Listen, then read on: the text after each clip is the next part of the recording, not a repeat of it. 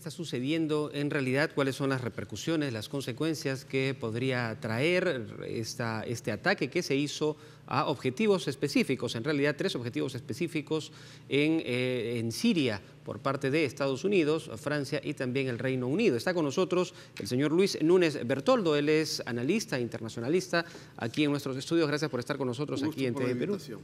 Bueno, en principio, ¿cuál es su lectura respecto de lo que ha sucedido en este caso con la decisión que tomó Donald Trump? Y que es paradójico, ¿no? Porque justo cuando estábamos en pleno proceso de inauguración de la Cumbre de las Américas, hablando el representante de la OEA, en ese momento salía Donald Trump haciendo un anuncio del inicio de las operaciones y este ataque que duró aproximadamente 45 minutos, ¿no? Sobre objetivos específicos. Sí, es un ataque que estaba ya como previsto, como planificado, y tal vez fue uno de los motivos por el cual él no vino a Lima para la cumbre. Lamentablemente tenemos que reconocer que es un ataque de un régimen sirio sobre su propio país. O sea, el uso de armas químicas que afecta tanto a la naturaleza, pero sobre todo al ser humano, es terrible. El régimen ha tratado por todas las vías de detener las protestas que se hacen sobre su sanguinaria actuación, con el apoyo, por supuesto, de Rusia. Entonces, esto ha creado un conflicto que todavía no sabemos. Mis colegas internacionalistas que hablaron hace rato en la entrevista dicen que es una cuestión quirúrgica, selectiva, pero uno no sabe si alguno de esos bombardeos lamentablemente puede caer sobre población civil.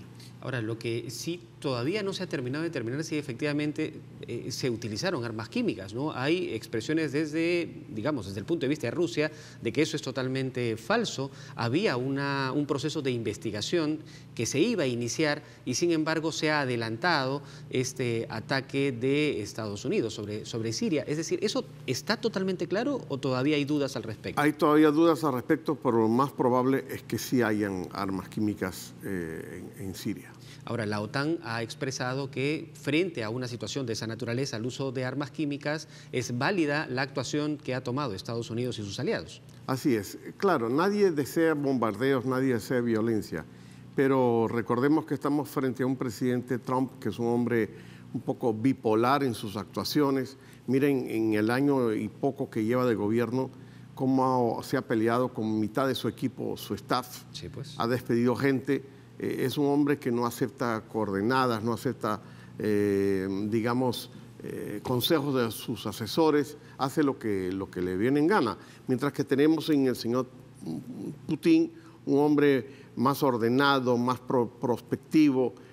Acordemos que viene de la KGB, ha pasado por un entrenamiento cívico-militar y ha pedido ahorita una reunión del Consejo de Seguridad. Pero yo creo que Putin lo que está es ganando tiempo para ver cuáles van a ser las acciones que va a tomar en represalia. Y me preocupa sobre todo el ejército islámico, que también mete su cara en este proceso y que puede de repente hacer algún atentado, ya sea en el Mundial de Fútbol o ya sea en algunas concentraciones populares en Estados Unidos, digamos un concierto, un juego de fútbol, etc. Es decir, ¿podríamos entonces tener la preocupación de esperar algún tipo de reacción que vaya más allá de lo convencionalmente establecido, un ataque de esta naturaleza? Lamentablemente sí. Y eso es terrible. Es terrible. Es terrible. ¿Pondría Menos en riesgo mal que el desarrollo, por ejemplo, del Mundial en Rusia? De hecho, ayer salió una noticia falsa de que Putin estaba anunciando que iba a suspender el Mundial de Fútbol, cosa que yo no creo que sea así. Pero son noticias preocupantes. Igual circuló información respecto del posible inicio de una guerra que podría tener una duración de 7 a 8 años y que había que abastecerse en Rusia, ¿no?, de alimentación y hacer refugios, sí, y cosas por el estilo. Recordemos que eso tampoco estaba comprobado, ¿no? Claro, recordemos que el Papa Francisco en una de sus alocuciones ya dijo que estamos en una tercera guerra mundial, lo cual es muy lamentable porque casi siempre en las guerras ganan los fabricantes de armas y pierden los pueblos. Que termina siendo siempre, es decir, nadie gana con las guerras, ¿no? Nadie gana con las guerras. Ahora, ¿esto podría escalar un poco más o el hecho de que se haya declarado por parte de Estados Unidos que se cumplió con el objetivo de bombardear estos fuertes militares donde supuestamente habían armas químicas, sería suficiente o podríamos esperar un segundo ataque? Yo lamentablemente soy pesimista, creo que pueden venir otros ataques porque es una situación muy inestable. Y lo que sí, yo siempre comento, lamentablemente, sea quien sea el gobernante norteamericano, ya sea republicano o demócrata, siempre tiene esa agenda pesada en el hombro, esa mochila, que es meterse en estos conflictos tan ajenos a su propia realidad, ¿no? Así como el gran hermano que está protegiendo al mundo, pero una forma de proteger al mundo también es atacarlo. Claro, y es un poco lo que está sucediendo Así ahora. es. Ahora, este es un escenario digamos, de conflicto directo.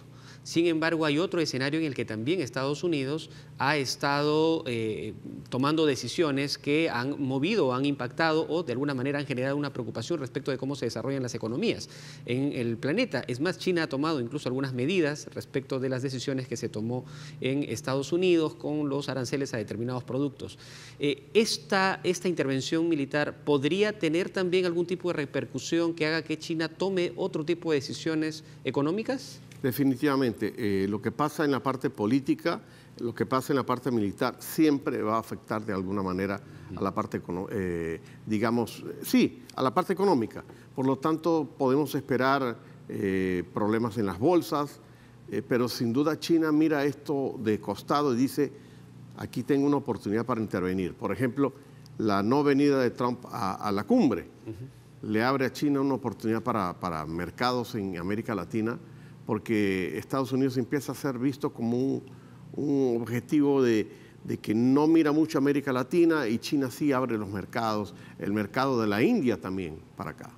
De acuerdo, entonces también el escenario económico empieza a moverse, Se mueve, este tablero, sí. ¿no? Lo que pasa en la política y lo que pasa en lo militar tiene que ver con la economía, todo está integrado. Ahora, ¿qué pasa para América Latina frente a este escenario? Bueno, los gobiernos han condenado, por supuesto, el ataque, los que estuvieron en la cumbre, y dicen, caramba, otro conflicto bélico acentuado, tantos problemas que hay que resolver y un poco cuál es la posición de los gobiernos, ¿no? O sea, bueno, en el caso europeo sabemos que Inglaterra ha apoyado, pero fíjate que no ha apoyado a Alemania, ¿no? O sea, la señora Merkel dice, ¿para qué más conflictos bélicos? Nos vamos a meter en más problemas. Ella que ya tiene tantos problemas de refugiados que llegan. Entonces se toman con pinzas. Y los gobiernos latinoamericanos lamentan la situación, pero tienen sus propios problemas. Y tiene ahora que atender la agenda anticorrupción que ayer se aprobó con la Declaración de Lima. Estas decisiones que se están tomando, el pronunciamiento de varios países avalando la decisión de los Estados Unidos y sus aliados, han tomado una reacción por parte de Siria diciendo que si en algún momento dijeron o han manifestado su acuerdo con ello, ahora están pidiendo que se utilicen los mecanismos internacionales diplomáticos para tratar de encontrar una solución a esto. Siria ya no los reconoce como tal, frente a lo que se ha negado también el pedido que ha hecho Rusia respecto de un pronunciamiento del Consejo de Seguridad de Estado. Es decir, ¿qué está sucediendo? Bueno, recordemos que el Consejo de Seguridad tiene primero el derecho a veto, de una serie de países, no todos, y lo que el Consejo puede es sugerir, apelar a digamos, detener el conflicto bélico, pero en el campo es otra cosa lo que está pasando. Las fuerzas norteamericanas tienen mandato de su cuerpo militar y del presidente, y responderán a eso, no responden a lo que dice el Consejo de Seguridad. Entonces se mantiene un tanto al margen, ¿no? Así es. De lo que pueda ser. Termina siendo meramente declarativo. Meramente declarativo, una especie de show, porque lamentablemente no tienen digamos, un sentido más vinculante, porque al final Estados Unidos hace lo que quiere hacer. Terrible. Bueno, señor Núñez, no quiero dejar de preguntarle, ayer en las diferentes participaciones de los líderes de América en la 8ª Cumbre de las Américas, se han pronunciado respecto de la situación de Venezuela. Usted ha escuchado que hay algunos presidentes que han apoyado a Nicolás Maduro, han exigido incluso o han reclamado el hecho de que no haya estado aquí en Perú, y otros han condenado la situación que se vive en Venezuela. ¿Qué opina al respecto? Bueno, la situación de Venezuela realmente es impresentable. No hay forma de seguir apoyando ese régimen, y si lo hace Cuba es porque recibe petróleo gratis todos los días de Venezuela. Pero me llama mucho la atención que en las declaraciones del presidente Evo Morales he visto como un toque más prudente en su forma de expresarse respecto al asunto venezolano. ¿Sí? Creo que Maduro está entendiendo que también en Bolivia, por supuesto, ya no lo hace Brasil, ya no lo hace Ecuador, ya no lo hace Argentina, están empezando a marcar como una distancia, porque es que realmente la situación venezolana, con 16 millones de pobres en una población de 32 millones, es impresentable, es de cierta manera increíble que alguien pueda seguir defendiendo eso. Ahora, ¿cuál sería la salida? Porque Nicolás Maduro ha convocado a elecciones que están siendo cuestionadas. Varios países, Argentina por ejemplo, se ha pronunciado en que no va a reconocer la Unión Europea también. La Unión Europea también. Entonces, ¿cuál sería la salida? ¿Debe haber, no debe haber elecciones? ¿O cuál sería el mecanismo para que pueda Venezuela otra vez retomar las vías democráticas y sacar de esa terrible situación que están sufriendo los venezolanos? Lo más probable es que después de las elecciones previstas para el 20 de mayo del mes que viene, tengamos un panorama distinto, en el sentido que Venezuela va a aparecer como mucho más aislada internacionalmente por la cantidad de países que no van a reconocer las elecciones, organismos multilaterales que tampoco lo van a hacer, y un poco la oposición entienda que debe volver a salir a las calles. El gobierno venezolano, con la ayuda de la inteligencia cubana, consiguió romper esos 4 meses de protestas callejeras que tantos problemas les estaban dando, a pesar de los 130 muertos. Inventaron estas mesas de diálogo en República Dominicana que no llegaron a nada, como se veía que no iban a llegar a nada, y yo pienso que la oposición, a raíz de haberse reunido en Lima, yo participé en varias de las cumbres paralelas, ha entendido que solo unidos pueden derrotar el régimen. Pero es un problema de Venezuela interno.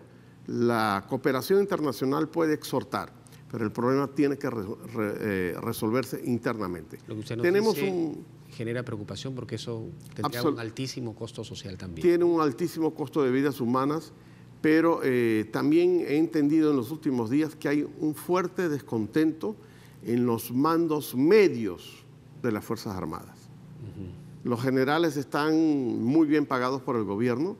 En Venezuela hay más generales que en Estados Unidos, pero en los mandos medios hay mucho descontento. Es increíble que todo esto haya evolucionado en tan poco tiempo. 5 años han sido suficientes para crear esta tremenda convulsión. Para que mucha gente hasta diga era mejor Chávez que Maduro.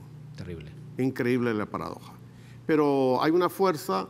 Los venezolanos que están en Lima estuvieron presentes en una protesta que se hizo en la Plaza San Martín, y ahí se nota que hay una conciencia venezolana para que esta pesadilla más temprano que tarde termine. Bien, bueno, y esperemos que se resuelva de la mejor manera con el menor costo posible, costo social para los venezolanos. Y aprovecho para felicitar al gobierno del Perú por esta impecable cumbre donde todo salió perfecto. Me impactó gratamente la conducción del presidente y de la Cancillería sobre todo el proceso. Bien, muchas gracias por sus palabras también. Nosotros los peruanos nos sentimos muy orgullosos también de ser protagonistas ahora de eventos de esta magnitud aquí en nuestro país. Así es. Gracias por estar con nosotros. Luis Núñez Bertoldo, internacionalista, ha estado dando sus diferentes puntos de vista respecto de lo que pasa en Siria, lo que pasa en América Latina y también lo que está sucediendo en Venezuela. Hacemos una pausa y vamos a volver con más aquí en TV Perú Noticias, edición fin de semana. Volvemos.